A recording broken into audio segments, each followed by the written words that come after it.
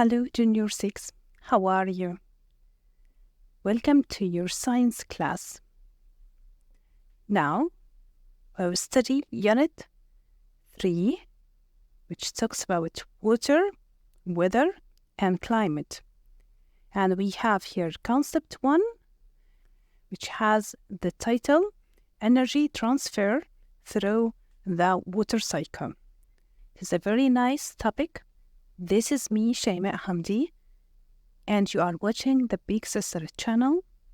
So don't forget to subscribe our channel, like and share, and also press the bell button to get our notifications.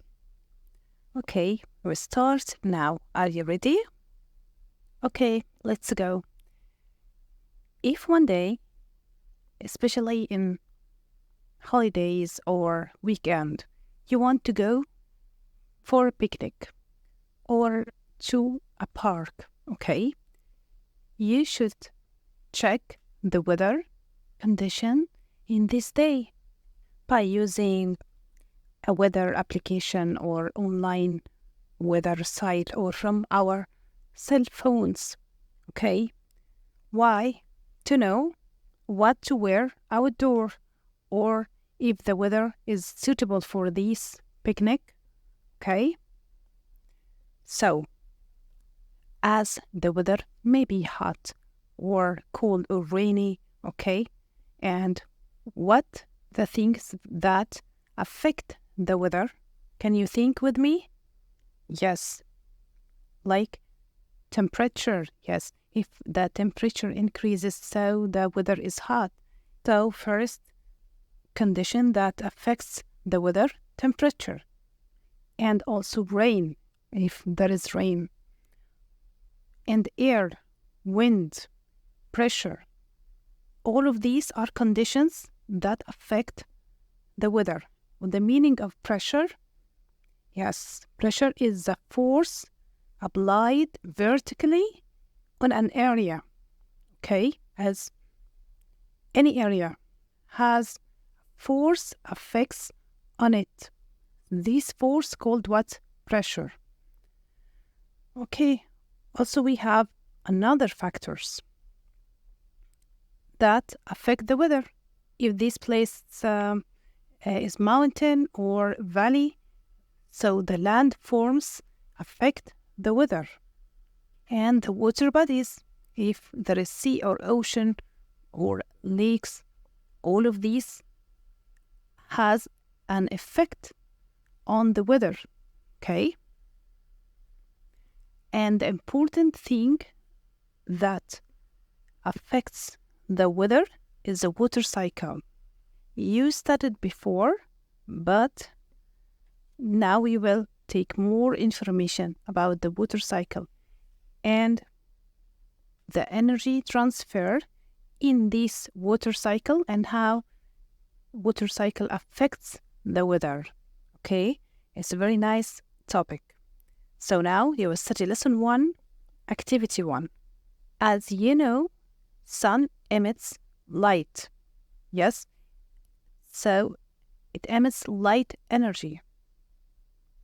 Also, it emits thermal energy. As you feel hot when you expose to the sun, yes? So, sun emits heat and light. So, if we have a small bottle, as we see here, this is bottle. It is a water body which is smaller than the lake. It's surrounded by land from all directions, but it is smaller than the lake. So this is bottle. In sunny days or in summer season, we observe that this small bottle is dried and disappeared. So what happens for this small bottle? Could you think with me what happens here? So, I will tell you what happens.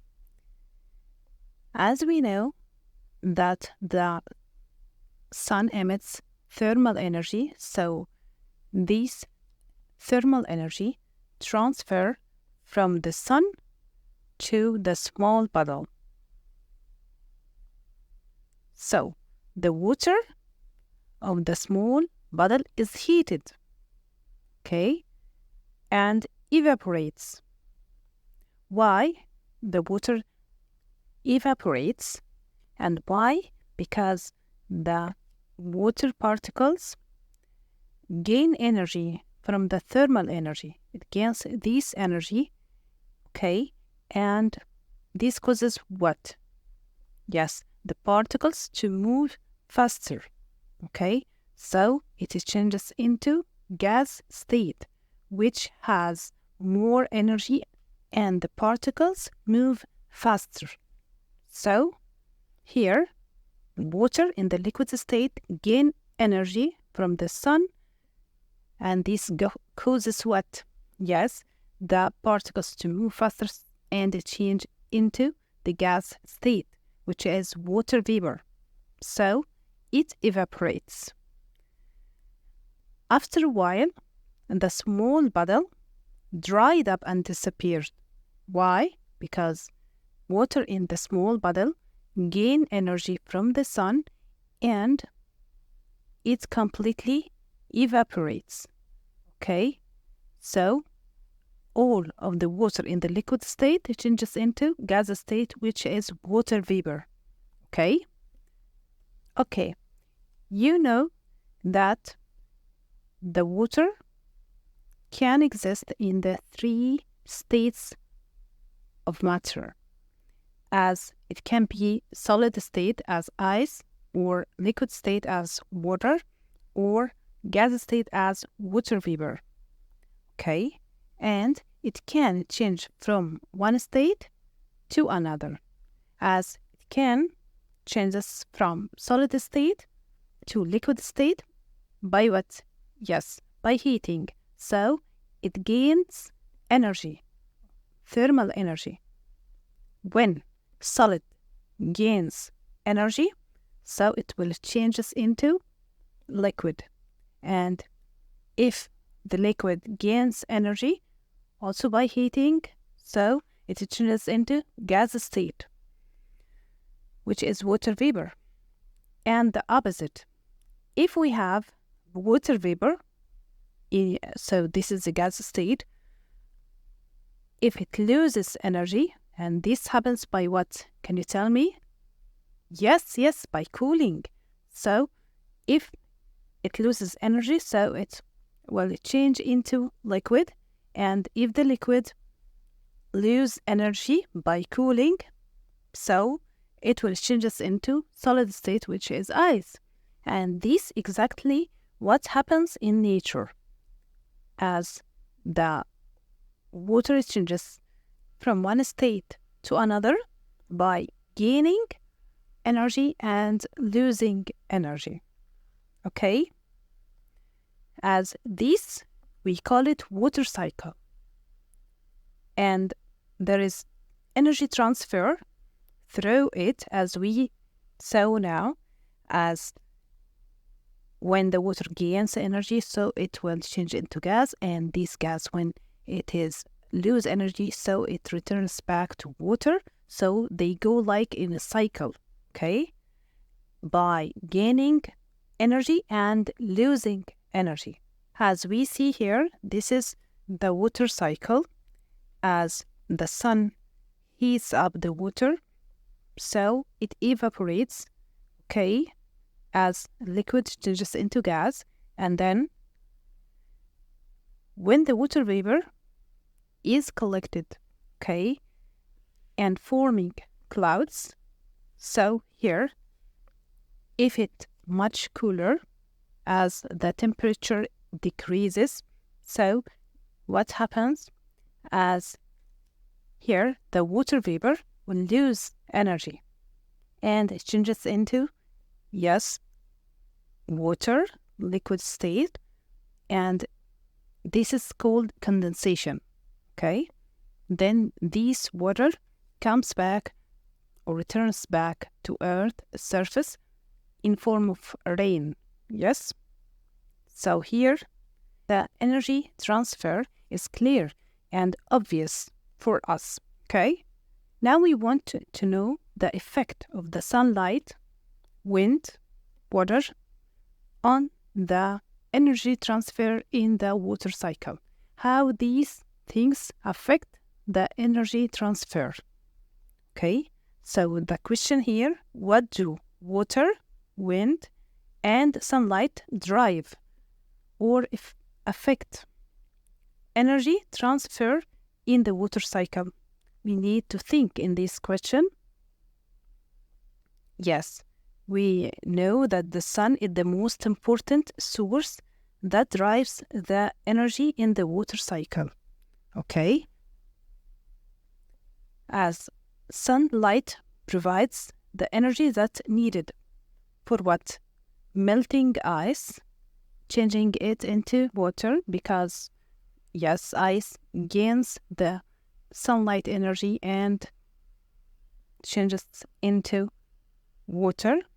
Okay, also the sunlight provide energy that is needed for the evaporation, as the water changes from the liquid form to the water vapor, which is the gas form. Okay, also here we have the sunlight provide the energy that is needed to generate the wind movement. Okay, to generate the wind movement. What is the meaning of generating the wind movement? That's what we will discuss now. Okay, I want you to know that the next drawing I made for you to imagine and understand what happens. Okay, so this is just information.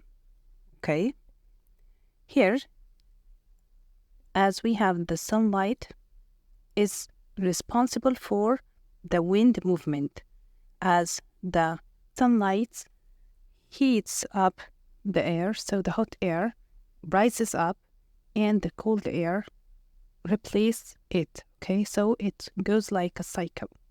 So here it generates the wind movement. Okay, and this wind movement causes the ocean currents. Okay,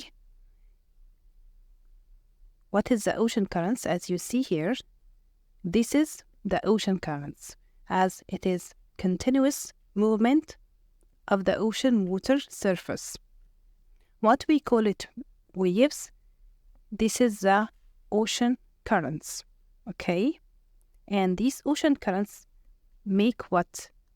Yes, transport water to different locations on Earth. So these ocean currents transport water to different locations on Earth. As you see here, the water moves to different locations on Earth.